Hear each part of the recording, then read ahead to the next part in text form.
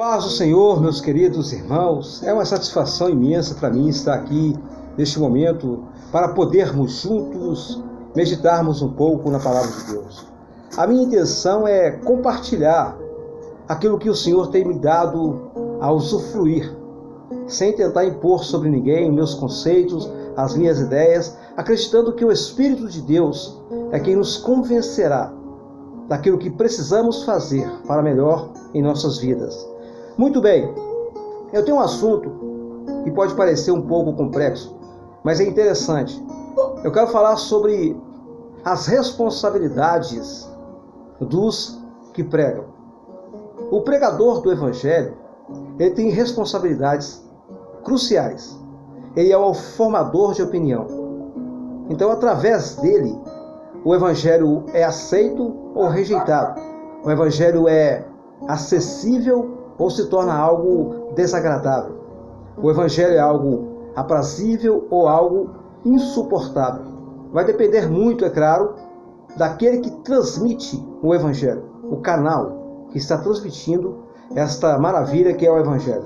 E para começar, eu quero convidar você a observar o que a Bíblia, a Palavra de Deus, diz ser o Evangelho. No capítulo 1 de Romanos, o apóstolo Paulo, ele dá uma definição interessante no versículo 16. Ele diz assim: pois não me envergonho do Evangelho, porque é o poder de Deus para a salvação de todo aquele que crê, primeiro do judeu e também do grego, visto que a justiça de Deus se revela no Evangelho, de fé em fé, como está escrito: o justo viverá pela fé. O Evangelho é uma ferramenta que Deus usa para a salvação. O Evangelho não é para prosperidade, não é para obter êxito, não é para divulgação das virtudes pessoais, não é para ser admirado através do Evangelho. O Evangelho não é para possuir riquezas. O Evangelho é um objetivo divino, exclusivamente voltado para a salvação de almas. Então, quando nós vemos sendo pregado o Evangelho, cuja prioridade não é a salvação, você deve ficar atento, porque essa maneira de se pregar o Evangelho é uma distorção gravíssima e impede as pessoas de usufruírem daquilo que Deus mais quer para elas. Então, como formadores de opinião, nós temos que sermos sinceros, humildes, para que o Senhor Deus tenha curso livre através de nós. E assim sendo, nós podemos dizer, como disse o apóstolo Paulo, quando referindo-se à sua responsabilidade ministerial, ele disse algo que deve ser dito por todos os pregadores que realmente consideram a Deus e valorizam as almas. Veja bem o que ele diz aqui, na sua carta aos Coríntios, na segunda carta aos Coríntios, no capítulo de número 4, ele fala algo interessantíssimo, no versículo 16 até o versículo 18. Ele diz assim: por isso não desanimamos, pelo contrário, mesmo que o nosso homem exterior se corrompa, contudo o nosso homem interior se renova de dia em dia, porque a nossa leve e momentânea tribulação produz para nós eterno peso de glória, acima de toda comparação, não atentando nas coisas que se veem, mas nas que não se veem, porque as que se veem são temporais, e as que não se veem são eternas. Este texto, ele nos mostra que o cristão, aquele que tem experiência com Deus, a experiência de salvação, que é nascido de novo, ele tem a consciência esclarecida acerca das tribulações, dos problemas, das adversidades, das lutas, porque ele não é isento, ele sabe que Deus não isentou ele de tais sofrimentos. E assim sendo, ele tem uma motivação dada pelo homem que experimentou a Deus de uma forma extraordinária. Ele fala que não devemos nos desanimar, porque o nosso homem exterior, a nossa carne, ela é temporária, ela é transitória, ela vai se corromper. Haverá doenças, haverá acidentes, haverá problemas, haverá velhice. Isso é inevitável. Não há como fugir dessa realidade.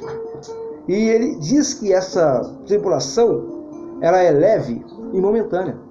Se fôssemos olhar pelo lado humano, pelo humanismo, nós pensaríamos que Paulo estaria sendo desumano e até mesmo insensível ao sofrimento dos outros. Porque você imagina bem, a pessoa perder um filho, a pessoa perder um pai, a pessoa perder alguém de forma dramática, de forma catastrófica, num acidente, em homicídio, por o vício de alguma substância, é altamente traumático, é altamente marcante e dolorido na vida do ser humano. E aqui Paulo diz que isso, apesar de ser muito ruim e desagradável, é leve e momentâneo. E produz, e tem como objetivo produzir para nós um eterno peso de glória. Uma disponibilidade maior para buscarmos o que realmente é importante, acima de toda a comparação. Então ele finaliza dizendo que nós não devemos atentar nas coisas visíveis. Por isso que nós voltamos a repetir, o Evangelho não é uma ferramenta para nos proporcionar êxito diante da sociedade. O Evangelho não é uma ferramenta para nos enriquecer, para nos enaltecer como seres sociais. O Evangelho é uma ferramenta de Deus exclusivamente para a salvação da alma. Agora, se a pessoa não concebe essa ideia de salvação e condenação, para ela o Evangelho não tem sentido. Então nós precisamos, primeiramente, para concebermos, para entendermos a essência e o que realmente é o Evangelho, termos um novo nascimento. O novo nascimento é algo incontestável. Aqui nós não falamos de uma teologia sistemática, cujos grupos religiosos defendem. Nós aqui não estamos defendendo um grupo denominacional exclusivo. Estamos falando daquilo que é o Evangelho. Então eu chamo a atenção para observar uma outra passagem que se encontra agora em 1 Coríntios, no capítulo de número 15, onde o apóstolo Paulo, no início deste capítulo, ele dá uma explanação muito esclarecedora acerca do assunto. Olha o que ele diz. Capítulo 15 de 1 Coríntios, a partir do versículo 1. Irmãos, venham lembrar-vos o Evangelho que vos anunciei, o qual recebestes e no qual ainda perseverais, porque ele também sois salvos, se retiverdes a palavra qual vos preguei, a menos que tenhais escrito em vão. Antes de tudo vos entreguei o que também recebi, que Cristo morreu pelos nossos pecados, segundo as Escrituras, e que foi sepultado e ressuscitou ao terceiro dia, segundo as Escrituras. Observe bem, o apóstolo Paulo enfatiza o evangelho que ele pregava. E esse evangelho que Paulo pregava tinha por base a morte, o sepultamento e a ressurreição de Jesus Cristo, que fora pré-anunciada de forma profética, simbólica, mostrada em cerimônias e ritos na religião judaica, e concluiu-se em Cristo, ou seja, se substanciou no Filho de Deus. A morte, o sepultamento e a ressurreição. E para nos identificarmos com isso, nós precisamos morrer. A morte é o arrependimento. É o que teologicamente chama-se de metanoia, mudança total de pensamentos e atitude. E sermos sepultados, sermos plantados. Nós fazemos isso na cerimônia batismal.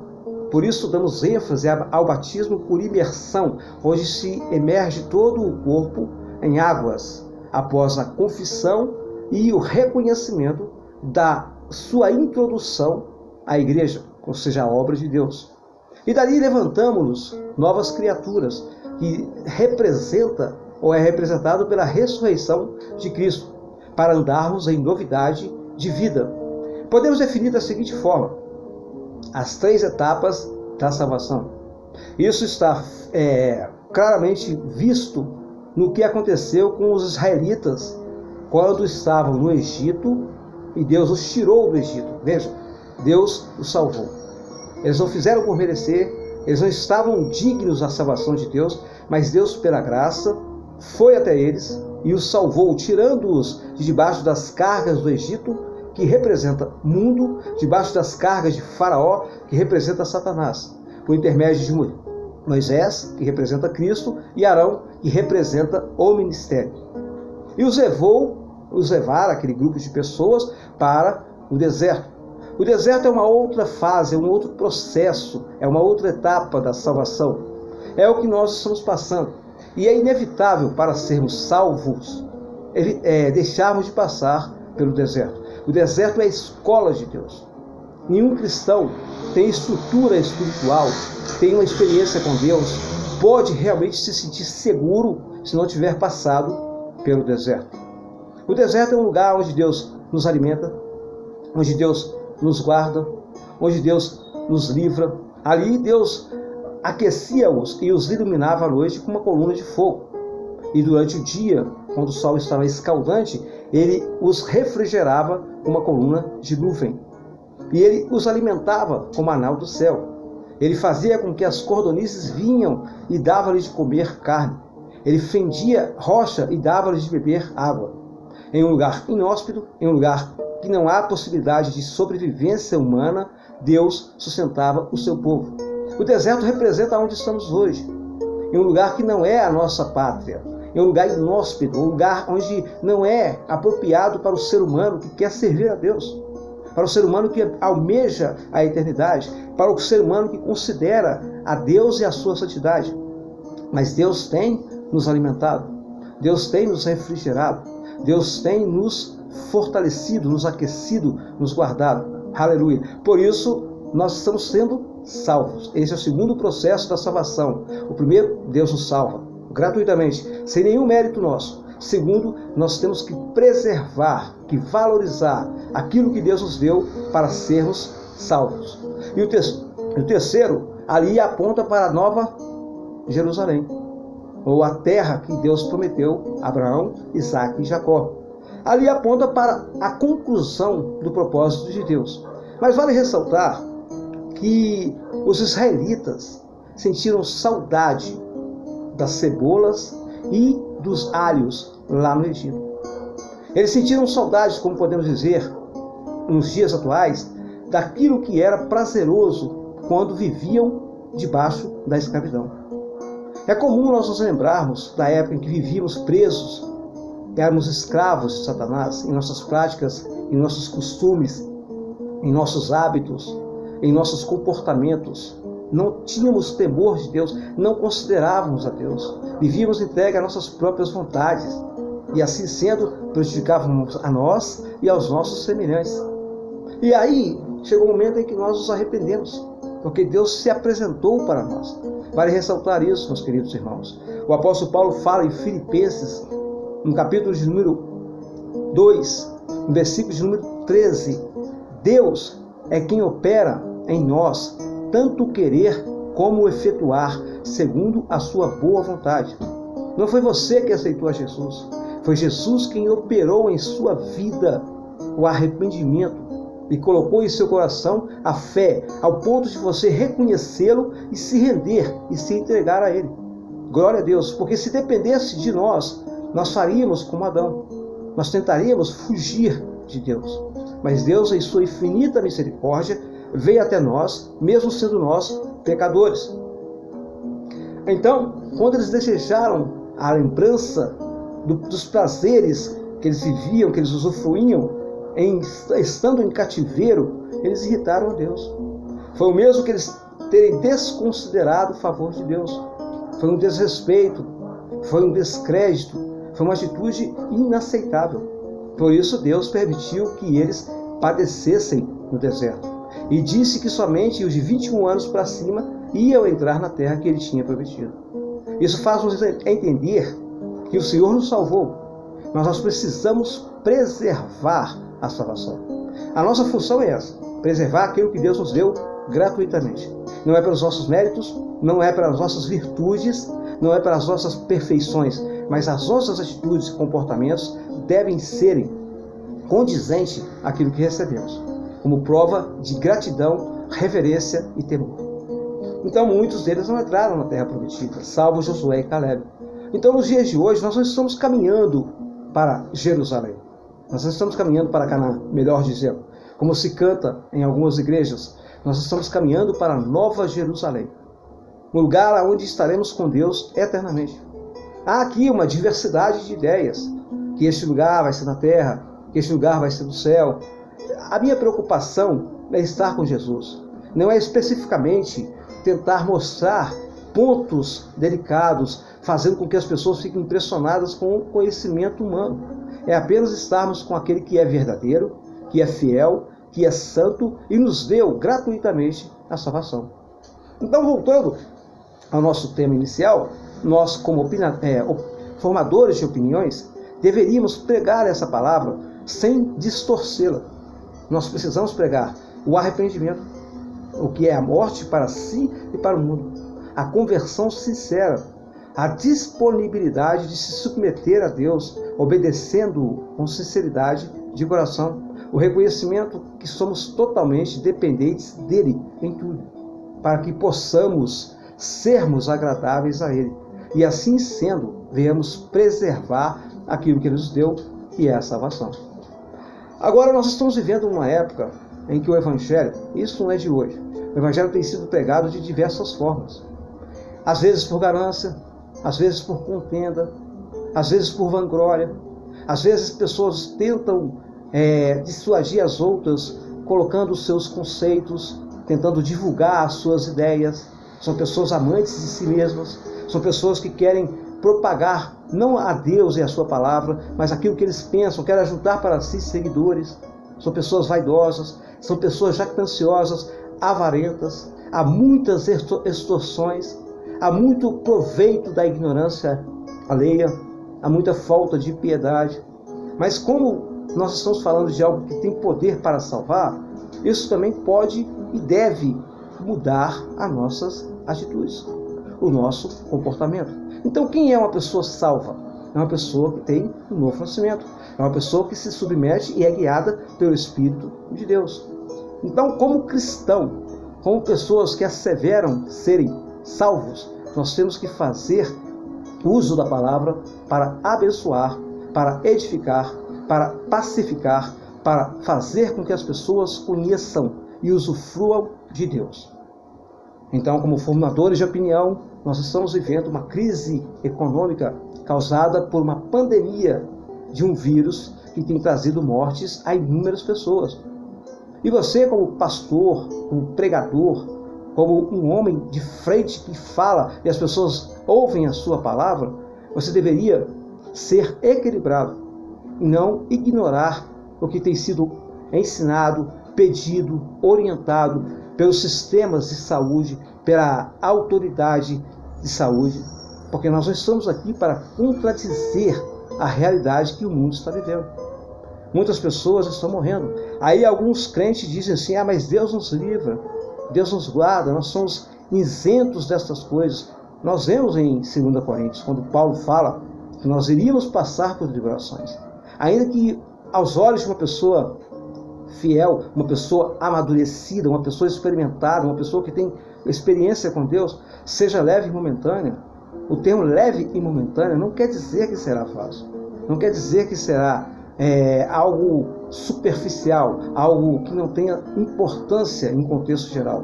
Nós podemos morrer, nós podemos perder entes queridos, e isso tudo é possível, porque estamos nessa terra e vivemos nessa terra como homens e temos uma natureza pecaminosa, corruptível, limitada.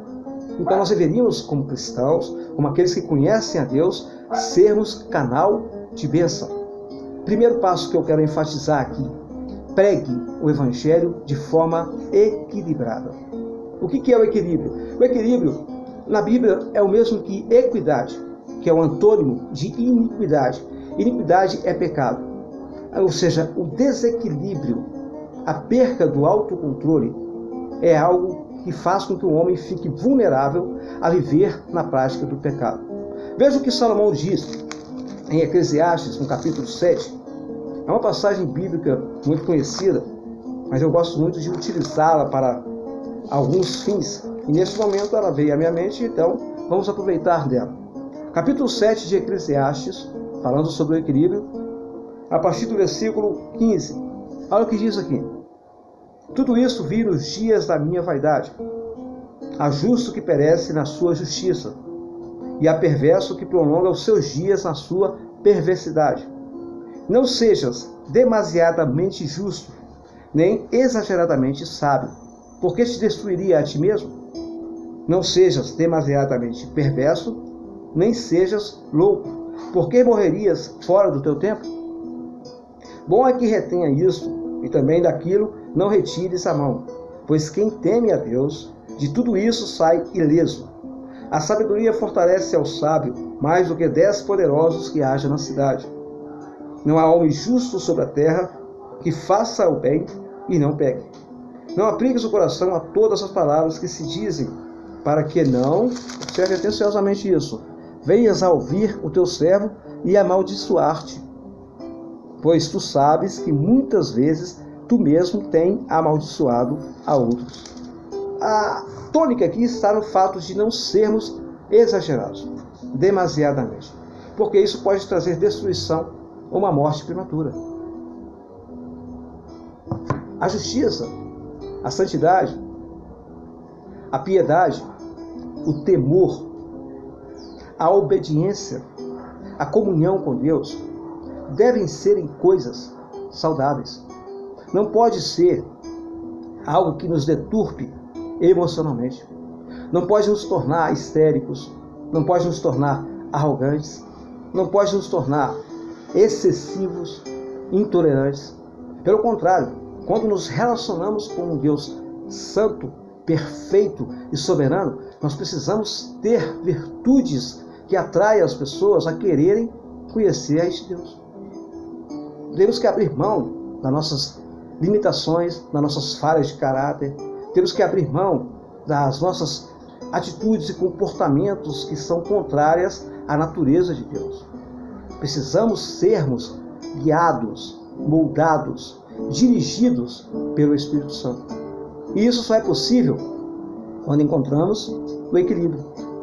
O equilíbrio emocional é você saber usufruir de forma correta, de forma inteligente, de forma tranquila, sem se desesperar daquilo que está às tuas mãos.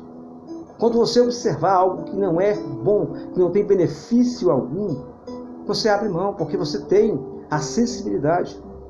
Mas você não pode se sentir o dono da verdade, usufruir do fato de ter esse privilégio e se exaltar sobre os demais, se tornar um exclusivista, começar a pregoar uma ideia do tipo: eu sou salvo, a minha igreja é perfeita e as demais são erradas.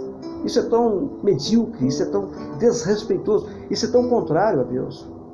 Isso é tão contrário ao Evangelho. Isso é tão contrário à essência de Deus, que é o amor. Nós precisamos termos o equilíbrio. Nós vivemos em espírito, o nosso homem interior, alma, poderíamos dizer, o nosso intelecto, nossa psique, e corpo, o nosso homem exterior. Observe que a nossa alma refere-se ao nosso eu, à nossa mente. O nosso homem interior é o homem que Deus restaura, é o homem que Deus dá a nova vida. E agora temos que alimentá-lo para que ele tenha força e se submeta a Deus e nos ajude a controlarmos, através dessa comunhão do nosso homem interior com Deus, a nossa natureza carnal, que é o nosso homem exterior, que é predisposto ao pecado. Quando nós entendemos isso, Salomão fala que não há homem justo sobre a terra que não peque e faça o bem. Nenhum ser humano, por mais que ele se empenhe em santidade, por mais que ele se dedique, por mais devoto que ele seja, por mais que ele se consagre, ele se isenta da sua natureza pecaminosa. Nenhum homem pode dizer: eu não tenho pecado, eu não falho. É como disse certo pregador de forma bem sábia. Ele disse: nós não nos tornamos pecadores por pecarmos, mas pecamos porque somos pecadores. Uma vez pecadores, nós temos que estar sempre cientes do arrependimento, da necessidade do se render, de reconhecer a nossa total e absoluta dependência de Deus. Isso só é possível quando somos humildes. E essa humildade irá constranger, irá convencer, irá cativar aos outros. Veja o quanto é contrário à ideia religiosa, o que o Evangelho nos ensina. Não seja demais. Não fique em extremos que vão te causar danos. Nós podemos usar uma palavra mais popular: o fanatismo. os exageros. Tem pessoas que se sentem santas porque não veem televisão, porque não falam certas palavras, porque andam com roupas do tipo associáveis, e aquilo faz com que elas se jactanciem, ao ponto de elas não tolerarem as outras que não fazem aquilo que ela faz. Veja, ela pode ter algumas virtudes, mas ela se exasperou, ela exagerou-se, ela perdeu a equidade, ela perdeu o equilíbrio. Então ela começa a respaldar a sua santidade, a sua justiça, ao ponto de acreditar que é salva porque é merecedora. Já outros são liberais excessivamente, não valorizam nada, não se preocupam com o que Deus é, como pode se apresentar e como pode falar, falam coisas totalmente desapropriadas ao Senhor, usam termos chulos, fúteis, termos que são agressivos, desrespeitosos, termos que não trazem edificação. E para camuflar a sua falta de espiritualidade, usam de estratégia de autoajuda, de psicologia, de sociologia, de filosofias, para convencer os outros através de argumentos. Mas, meus amados, o que convence o homem do pecado, da justiça e do juízo é o Espírito de Deus. E esse só atua no homem quando este é humilde, sincero e disponível a reconhecer que a glória é dele, o louvor é dele, a magnificência é dele. Como disse Paulo, temos, porém, este tesouro em vasos de barro, para que a excelência do poder seja de Deus e não nossa. Então o Evangelho é isso, é o poder de Deus para a salvação, é a morte, é o sepultamento, é a ressurreição de Jesus, que nós temos que vivenciar, não somente nos assegurando nas práticas religiosas, zelando pelas cerimônias, pelas liturgias, não, mas termos a essência, a mudança de Deus em nossas vidas contínua, para podermos testemunhar de forma humilde, sincera e consciente da existência de um Deus que ama a todos. E para finalizar, eu quero ler a primeira carta do apóstolo Paulo a Timóteo, quando ele fala ou define a sua vontade. É interessante você e eu conhecermos a vontade de Deus. A gente pede tantas coisas a Deus, mas a gente esquece que Deus tem uma vontade extraordinária. Amém? Veja bem, 1 Timóteo capítulo 2, o apóstolo Paulo fala assim: Antes de tudo, pois, exorto que se use de prática de orações, intercessões, ações de graças em favor de todos os homens, em favor dos reis e de todos os que se acham investidos de autoridade, para que vivamos vida tranquila e mansa, com toda a piedade e respeito. Isto é bom e agradável diante de Deus, nosso Salvador, o qual deseja que todos os homens sejam salvos e cheguem ao pleno conhecimento da verdade. Então, medite nesse texto. Apesar de todos os que foram citados aqui devem ser levados em consideração. Mas finalizando aqui, Deus pede que nós nos disponhamos a orar com súplicas, com ações de graça, com uma dedicação, com empenho em favor dos que estão investidos de autoridade. Quer seja ele do seu ponto de vista ou não, agradável você ou não, do seu partido ou não, a nossa obrigação como filhos de Deus, como membros do corpo de Cristo, é orar em favor dessas pessoas. Para quê? Para que isso resulte em uma vida sossegada e tranquila para a sociedade, para nós como cristãos. E o mais interessante é enfatizar que Deus quer, essa é a vontade de Deus, que todos sejam salvos. Nós não podemos exclusivizar através das nossas ideias. Nós temos que entender que o Evangelho é poder de salvação para todo aquele que crê. Amém? E que Deus venha nos abençoar, nos usar e em cada momento nos aperfeiçoar para disso usufruirmos e compartilharmos sempre. Deus abençoe você em nome de Jesus Cristo.